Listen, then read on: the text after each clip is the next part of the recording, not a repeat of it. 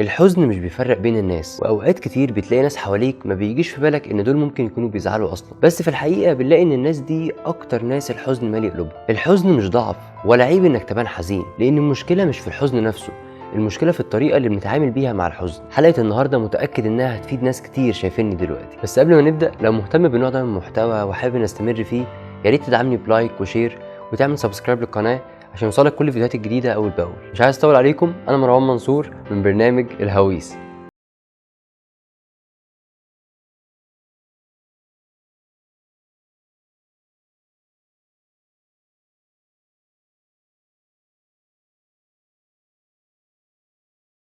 في وقت الفرح بيعدي بسرعة، ووقت الحزن كل ما اقول بكره هيعدي بلاقي انه لسه مكمل معايا. وهو ايه اللي بيخليني احزن اصلا؟ في الحقيقة الحزن في حد ذاته مش مرض، الحزن هو عرض لافكار سلبية وتفكير معين جوه دماغك. زي بالظبط الفرق ما بين الانفلونزا والسخونية.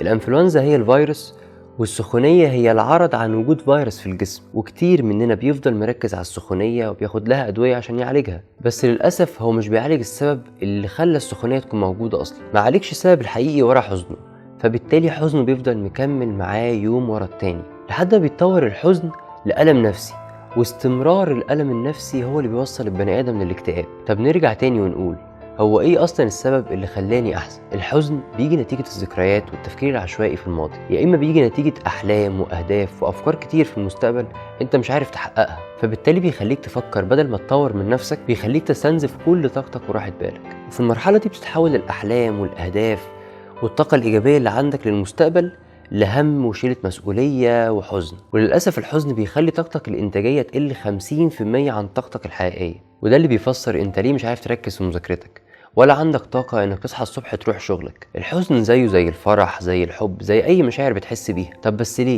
ليه وقت الفرح بيعدي بسرعة ووقت الحزن بيطول معانا؟ في الحقيقة وقت الفرح بيبقى عامل شبه فترة الراحة لعقلك، وربنا سبحان الله خلق عقولنا ما بتحبش ترتاح، علشان كده بتلاقي دايما عقلك ميال للتفكير السلبي وبيفضل انه يفتكر اوقات الحزن عن اوقات السعادة. اما وقت الحزن فزي ما اتكلمنا في الحلقة الاولى، عقلك الباطن بيتعلم من الحزن، من الزعل، من الخيانة واي مشاعر سلبيه ممكن تكون مريت بيها في الماضي، وبيبذل كل طاقته عشان يحميك من تكرار كل المشاعر دي تاني. ودي استراتيجيه عقلك بيعملها عشان يقولك خلي بالك في مشكله هنا لازم نحلها. بس اللي بيحصل ساعات ان من كتر تفكيره في المشكله وخوفه المستمر من تكرار الماضي، فهو بيجيبك يخليك تعيش جوه حزنك، فبالتالي انت بتبقى شايف كل حاجه حواليك ضلمه، بتبقى عايش وسط المشاكل والحزن والطاقة السلبية. لازم تكون عارف عقلك بيتعامل ازاي مع حزنك. وفي نوعين من الناس بيتعاملوا مع حزنهم، النوع الاول اللي مش بيدي نفسه الوقت ان هو يحزن او يفهم سبب حزنه حتى، والنوع ده بيحاول يهرب من حزنه وألمه النفسي عن طريق البهجة المزيفة من خلال السوشيال ميديا واي حاجة بيعملها لمجرد انه يسكن حزنه بشكل مؤقت. وده اللي بيفسر سرعة انتشار فيديوهات الرقص والهلس